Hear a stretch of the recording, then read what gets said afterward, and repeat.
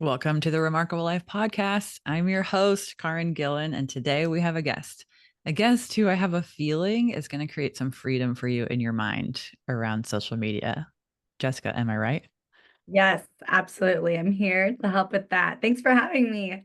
Yeah, I'm really glad you could make it. We're actually only 2 hours away from each other, but yet still on Zoom. Yeah, here we are. I know, makes it easy. I'm sure we'll connect in person sometime, maybe probably this year. Yes, definitely. So tell us who you are. Why are we going to talk with you about social media and marketing? Totally. I'm Jyssica Leilani. As she was saying, I am based here in Portland, Oregon. I have two businesses. One is Style Media, which is a social first online marketing and communications agency for purpose-driven brands and entrepreneurs. And then I also have Upper Left Ladies, which is my community of spiritual femme and women entrepreneurs and business leaders. And my favorite thing in the world is helping folks hone their expression, tap into their truest expression in a way that usually presents itself in putting yourself out there or marketing yourself or sharing the thing that you want to share, but maybe are a little hesitant to, and kind of going to that next level of expression so you can bring in and attract your remarkable life, your dream customers, clients, and opportunities. Awesome. How did you get here? Like, how did this become your thing? Became my thing. Let's see. Well, ever since I can remember, I've been telling stories, creating stories, making up making up games, making up creative ways of expressing and of sharing. Like when I was a little girl, it looked like writing plays and putting my friends in them and Hmm. getting really creative that way. And then um as I got older through life, back in college was exploring so many different forms of media from like radio show to getting a fashion magazine started. And when I moved to Portland, supporting people I studied fashion. And so I started playing with fashion styling, fashion writing, and my kind of love of art and expression, and then also being social. I'm definitely an extrovert and love Hmm. community building that kind of lent itself to evolving into a communications agency. And I love I love connecting with people like this one-on-one, especially as projectors, right? Hmm. And it totally evolved naturally based on me following curiosities, not of course without bumps along the way, but following curiosities and what I was genuinely interested in, what I felt like I could help with, definitely led me here. It started with, like I was saying, doing a bit of styling and writing and social media and kind of just picking up based on referrals, and then thinking about, of course, a few years in, what do I actually want to do and what kinds of brands and entrepreneurs do I want to support. But it's always come back to some form of expression. And of course, marketing our businesses online marketing is oftentimes how that shows up, and Yeah. to play with dress Yeah. and expression in that way too. Yeah. It's such a part of life, social media, right? It's called social media. So, but we have such an issue with it. Like there's so many blocks that come up. There's so much like people can have drama about it. People can be on it way too much. It's a really weird thing actually. It is weird. We forget the intention behind it. We forget why we showed up here in the first place so often, like with anything, because we've had it now, since I remember 2011 is when Instagram, for example, started to really Okay. pop up. And now I feel like people are just, yeah, so used to scrolling on their phones, and maybe even feeling a little bit jaded when they jump on. But, it can be really helpful to I have a lot of tips and tricks too, but to be intentional about it. And when you kind of have a good mindset about it and decide to be intentional about it, it is such a good tool for relationship building, for sharing yourself online, for being discovered, for sharing, and of course, for taking them off social too into your business or into your funnel, or to connecting with you one-on-one for coaches. Yeah, right.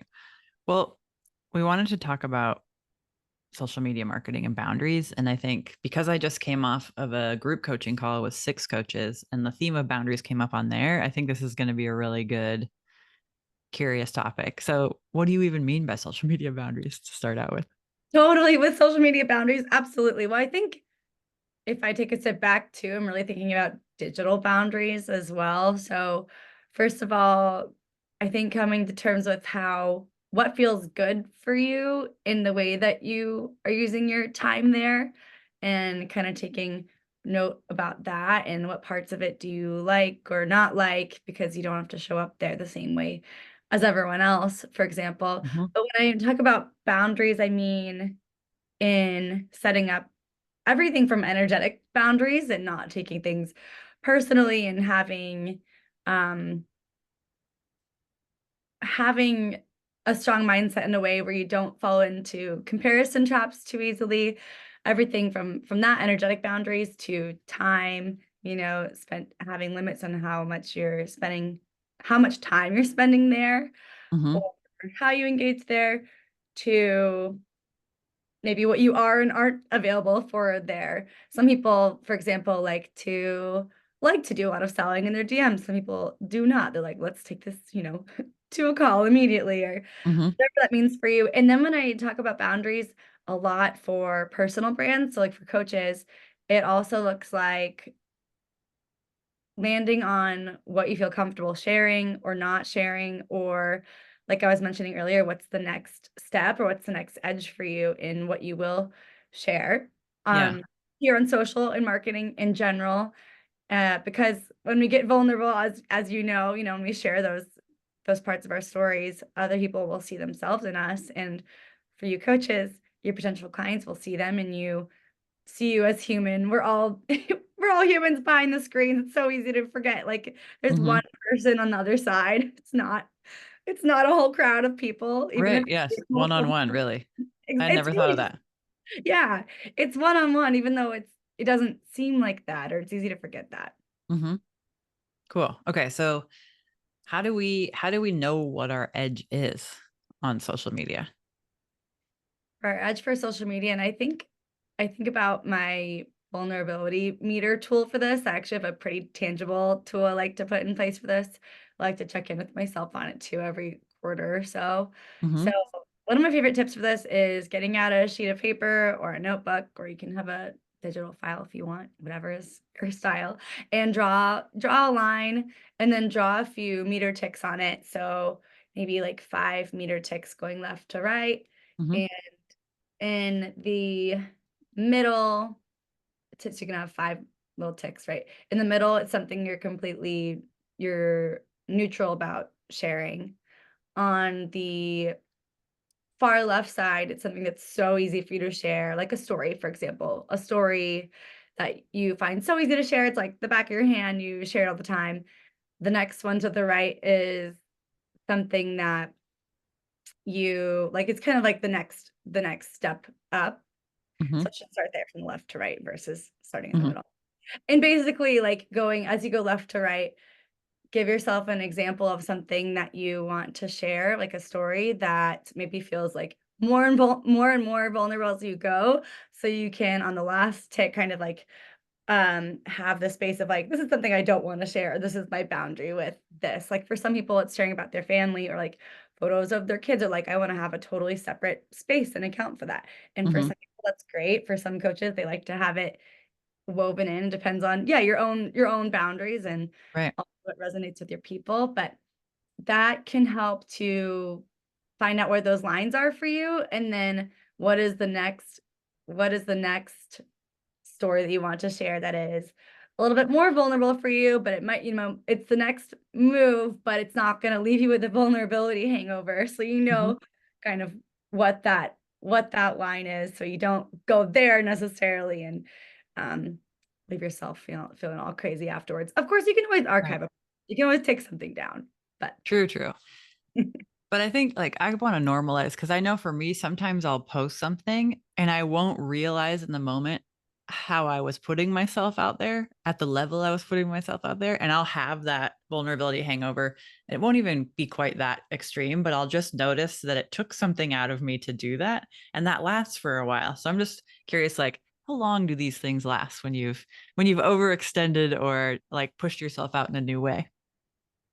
That's a really good question. It's probably a really personal experience. Like I feel like I'm a pretty open book, but sometimes it'll happen on a podcast, for example, because we're kind of just free flowing and sharing. And Right. then I'm like, Yeah. oh yeah, wow, I really shared that. I really went there.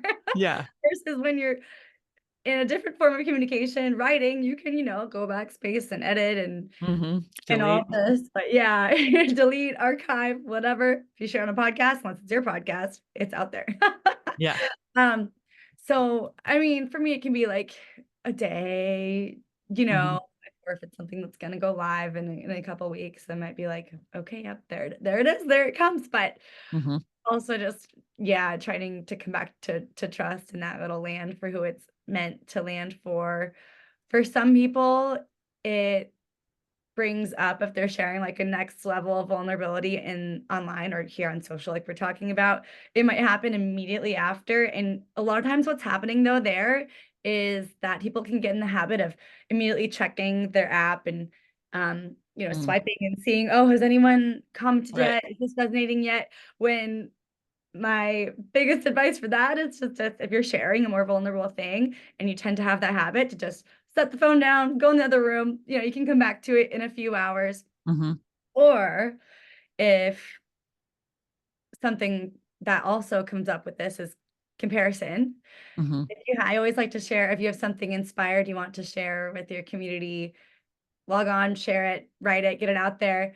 And then you can start to scroll and look at what other people are doing if you want or engage, versus logging on, looking what everybody else is doing, especially for us projectors or people in their human design or just in general, if you're a little bit more energetically open or impacted, whether that shows up as inspiration for you or sometimes comparison. It can be really good just to show up and share and then take in other inspiration around you, kind of like how you wake up in the morning, for example, how you set your day.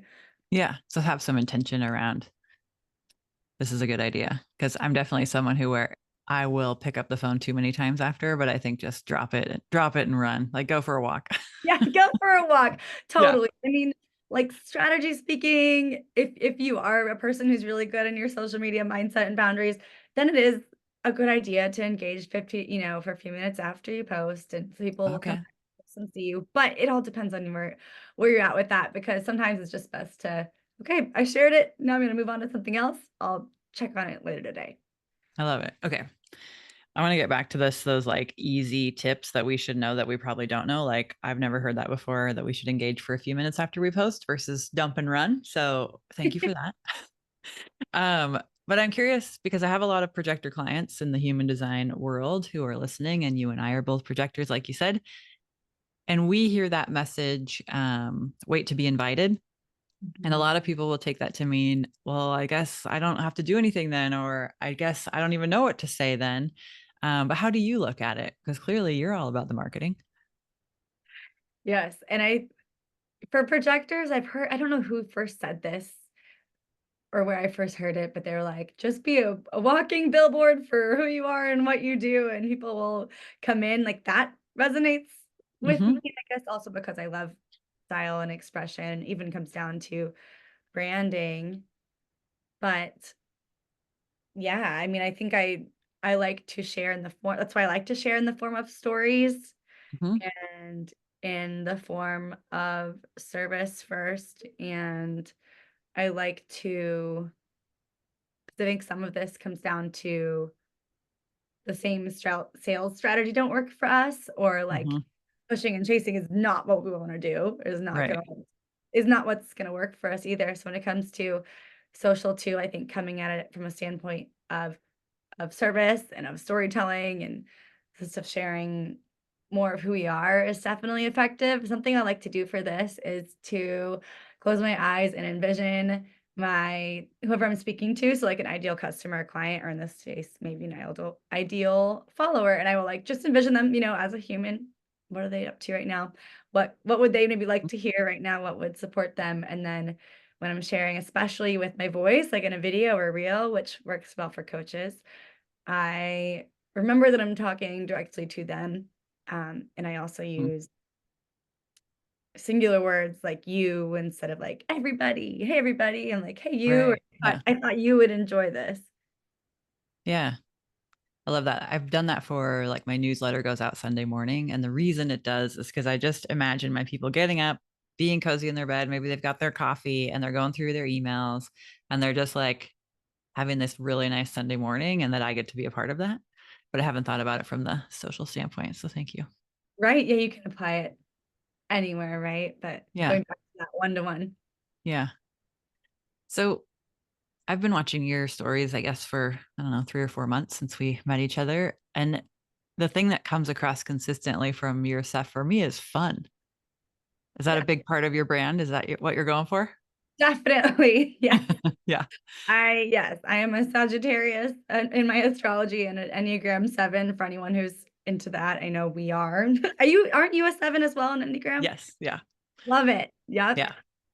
So definitely. I mean, for me, I always say, I mean, this can't apply to everything, but I'm like, if it's not fun, I'm not doing it. Obviously, there are parts of business that are not fun, or I just listened to your podcast episode about what happens when you're not feeling inspired anymore in business, or if you've been in it for several years, like Yeah. we have, not everything's going to feel fun and Brand new. exciting. Yeah. Right. But I do like to bring that energy into it, whether it's wearing a color that brings me joy, and purple is one of my, if you're watching the video, I'm wearing purple. It is one of my brand colors. It also is Hmm. one of my favorite colors, makes me feel good. And yeah, I like to help people, I like to help people feel good, no Hmm. matter what we're doing. And so I like to infuse that in there and set the tone. And yeah, it also, and Yeah. I like to help people, if they're doing their own marketing, have it feel more fun for them too, because the energy behind your content and posts is also felt. Not that Yeah. everything again is going to be super high energy and Yeah. exciting, and sometimes we're talking about a more serious topic, but the energy behind the post is always felt. Absolutely. And I think, and I don't know if this is because I'm a projector or what, but it seems like so often people are buying into our energy more than anything else. Like people come to me because they want calm or they want, you know, right. And so I think one of the things that I'm thinking about is like, is that what's coming across on social media? Am I bringing the calm that people seem to really want? No matter what my words are or marketing language about outcomes, like that energy seems really important. Yeah, I find that definitely comes across in our online interactions, or in our Boxer chats, which I know we have, or on social. To me, it Hmm. definitely does. It's, yeah, definitely something interesting to think about, because your client's usually going to always want you to help them feel grounded no matter what you're doing. Hmm. Like if Yeah. you're helping with somebody with social media strategy, I have like I'll have a fun, angle and energy I bring into it, but they want to, have a firm plan in front of them. And Yeah. yes, something they feel excited about, but something that feels manageable and something they can, yeah. Yeah. So what should coaches be focusing on or doing? Or like if you had you could talk to every coach and say, I wish you would just do X, Y, or Z, like what would you say? Yes. I would say I could talk to every coach about their social media marketing.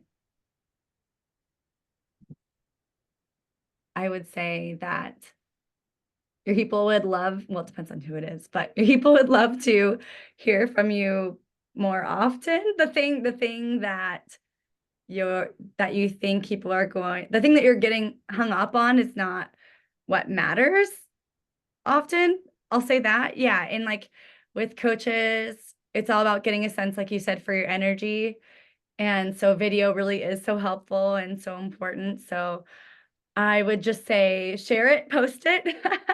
I Hmm. think it's really easy. Just a lot of us have plenty of ideas, but it's a matter of, putting it out there. And I'm not saying, yeah, post, 6 times a day, post all the time, spend all your time on social, but to show up there in a way that gives them a sense of what it's like to work with you. And if you have not explored video yet, to go out, to just try it, somewhere that works for you to at least dip your toes in. Yeah. Mhm. Yeah. So much more energy comes across in video than in words, Right. written words. Okay. Cool. Are there things that you just wish every client would know? Yes. So the things I wish every client would know when it comes to this. Oh, that what comes to mind with that question is that the visual for what you're sharing does not need to perfectly match what you're saying in the caption. I'm thinking of things that just get people in a sometimes as we Right. call Trying to find that perfect picture. yeah, that just Yeah. like perfect is just like everything, perfect is an illusion, and that's Mhm. not what people want to see anyways. Mhm. They want to see raw and vulnerable. The pages that are picking up a lot and that their business is picking up a lot too, like they're definitely not the over curated feeds and pages, but they are real and and honest and vulnerable at least in some way, even if you are like a brand with a big team. But yeah, your visuals don't need to perfectly match your caption or what you're saying. That I think that stops a lot of people from sharing or is something that has entrepreneurs spending more time on their social than they even need to. I definitely want to help people make, if they're doing their own marketing and social, their time more effective and fun, like you said. Mhm. Or if they're outsourcing it out to the same still applies. Okay. Cool. And then when is the right time to work with somebody like you? Like, how would somebody know it's even a good idea? Because I hear the question get thrown around a lot. Like, maybe do I need help with my social media? When do I hire someone like that? Right. Yeah, it's a good point. I think if they're in a stage where there's a few things that usually happen before a client comes to us. Sometimes they will have worked with somebody on the marketing that just didn't help them see the results they wanted, or like they think that hiring a social media manager basically I feel like I'm getting ahead a little bit ahead right now. But I will say if what you're doing is working and you want to amplify that, or if you are not seeing the results you want to see on social and you want to have a more tangible strategy to get it to the next level to see results, that's definitely when to reach out. Or if it's just taking up too much of your time, usually that's it too. Like social media Mhm. can become a full-time job. And if most so many entrepreneurs and coaches like that, they already have their full-time job. And if they're finding they're spending too much time on it, but they do have, some traction on it. It's really fun for us to look at and see what are the things we can amplify or do more of to grow that for them. And like I was starting to say earlier too, I think it's really easy to want to bring on someone more junior or like yeah, someone who can just like, just share in social. It's just sharing. It's just putting things online. But it's definitely not just about posting, you know what I mean? Like posting to post. And so I think there's also certain things that would help you find the right qualified person or team. But yeah, time, I would say definitely time, or if you feel like you could be seeing better results on it. And this depends, of course, on all kinds of goals they might have Mhm. for the social. And then also if they plain just don't like it, you know, Yeah. uh, it's not a lot of people's favorite things. And I totally honor that. That's part of the reason we do what we do. We do enjoy it. And Yeah. we can be building, even for personal brands, we can be building relationships on their behalf. And there's so many ways we can work with personal brands too, to where it's still showing up as them and um, their personal point of view still comes across, their personal stories and messages. Yeah. What, because I also have seen like people wanting some really wild and potentially ridiculous results from social media. So like Also, what are like reasonable results to even ask for or expect for whether we're doing it ourselves or hiring somebody like you? I'm really glad you asked that, first of all. Um, because the number one use of social is not sales, it definitely leads to that. And for a lot of coaches, it definitely leads to that. But it's your top of mind awareness. It is one of the first things that we always see for our social media management clients. are increased reach and impressions, so like more eyes on the post. If they want to grow their brands and get it in front of more people, but not just more people, but like the right people Mhm. and brands or ideal customers, clients, community members. And if they want to, I love it when folks come in saying they would like to see that, of course, but then also more engagement. And my favorite thing to hear, which I think we should all be using it for more of, is built to use it to build community, to use social to build community. That's my favorite kinds of brands to work with. And even if you tend to work with people one-on-one, your page is still building Mhm. often community around this certain topic or approach, or building your remarkable life or whatever it is. Mhm. Uh, and there's a lot of things we can do to expand, to get more eyes on your things, and then to take them off of social onto your pages and to book with you in these things.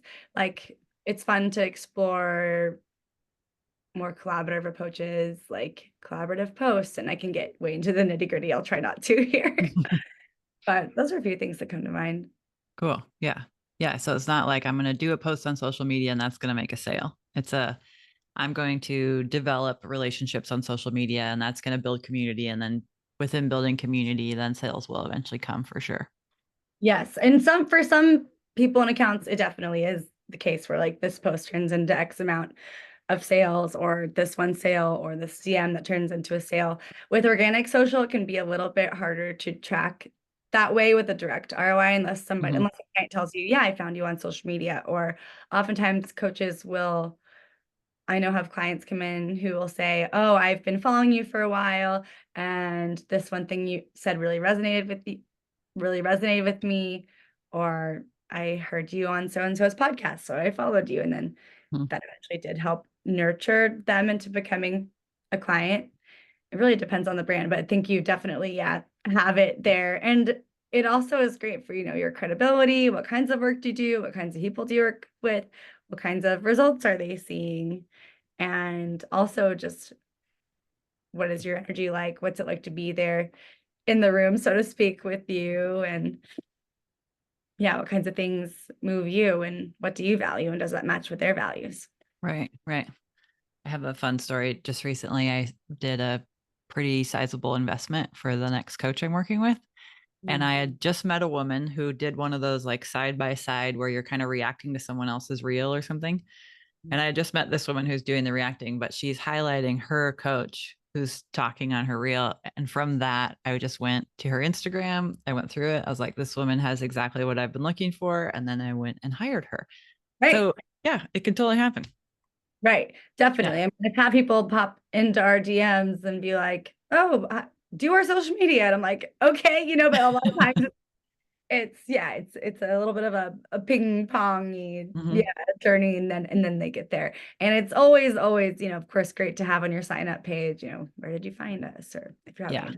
a call, Right. that. Yeah. But yeah, it's cool to hear stories like that. Yeah, it really is relationship building, even down to the way you engage and like reply to comments, like making it conversational. If you were there in person, how would you respond? You probably Hmm. wouldn't just say thanks and walk away, or maybe, but like imagine like Maybe. you're in a room together, right? Or like I always like Yeah. to use the analogy of like social media as a party. Of course, that leads into making it fun, but it also reminds you that you're building relationships, like one big virtual networking party, so to speak. Yeah. Yeah. It's a great tool. Yeah, that's Yeah. what it is. Yeah. So, is there something that I should have asked you that I haven't asked you yet or that we should cover? Ooh, I do love talking about vertical video, reels, TikTok. I do want to make sure, oh, everyone knows about Instagram templates, Instagram Reels templates. That's something that I'm just like shouting from the rooftops right now because it's such a time-saving trick. Okay. If I have no idea what they are. So, please illuminate. Definitely, yes. So if you're spending way too long on making reels, the best way to speed this up and to help it be seen by more people is to use an Instagram Reels template. So this is more of a tangible tool. I'll put my phone up from my end, but if you're on Instagram and you're in the Reels section and you are scroll, you say you select an audio that you want to work with or use. And the way you identify a trending audio is because it'll have an upward facing arrow. That's how Okay. you know it's trending. So what you can do is when you're in Instagram, tap the audio. Okay, cool. You're in the audio. Then you can scroll within different reels that are using this audio. And what you'll see at the bottom near the person's handle, will say a button that says use template. So for YouTube, I'll show what this looks like. Okay, yeah, here at the bottom, it says use template above the Okay. goal. And you Yeah. just tap that, and that will allow you to kind of have templated video cuts for the reel you're making to where you Oh, just cool. drop in your media. Yeah, you Uh-huh. just drop in your media, your little video clips or your photos, and it will match it to the beat or to the same tempo that person did it at. Hmm. And that just saves so much time. No And kidding. that'll just, yeah, it'll automatically just be, kind of set up for you that way because it's not like most of us here are video editors or we're kind of No, this just, is not a skill I have. no, yeah. So I find that really helpful. That mix of using trending audio with Reels templates is so supportive. And then before you save it to share in other platforms like TikTok or Facebook, what have you, um, you want to save it to your phone first. You want to save it to your phone first. With Instagram Reels, it actually oftentimes, I will say this also, just we'll count this as like a separate tip because Hmm. it doesn't always work if you're using audio. You will definitely want to save your post before you share it so it doesn't have the watermark on it because other platforms don't like, other platforms Yeah. watermark. But just yeah, save it even before you add the audio in. Save it so it saves without the watermark. But yeah, templates are my favorite. Who doesn't love a good template? That's really nice. It's like, why make a cake from scratch when you don't have to? Yeah, yeah, exactly. Got my, Yeah. got my cake mold right here. My ingredients are all laid out. Okay, let's bake Yeah. it. I love it. Okay. So my takeaway from this episode is try more stuff, have more fun, share the energy that's going on, and make sure to be on video. Yeah. Share it on video. Yes. Yeah.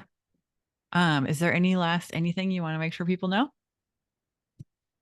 Let's see. I would love to share. I do have a social media mindset and boundaries workshop if they wanted Oh yeah. to take that to the next level. That's on my website, styleopalmedia.com. And then I'm also totally up for inviting your community into one of our Upper Left Ladies meetups for free, their first meetup, if that resonates. Cool.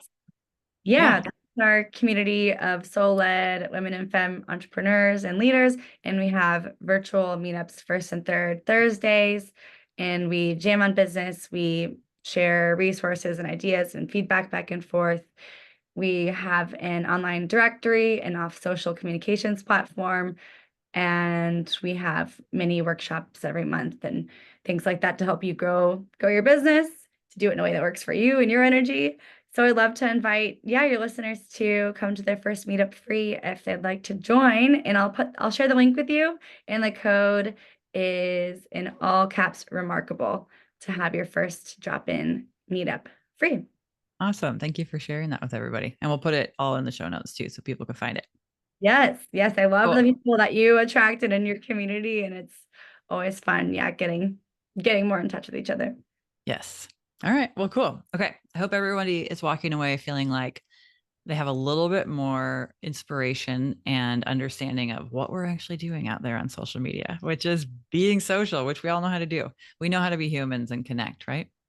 We know. Yeah. Just Yeah. remember. You can do this. All right. Thank you for being here and for sharing your expertise and for inspiring people. I appreciate it. Thank you so much for having me, Caryn. This is fun.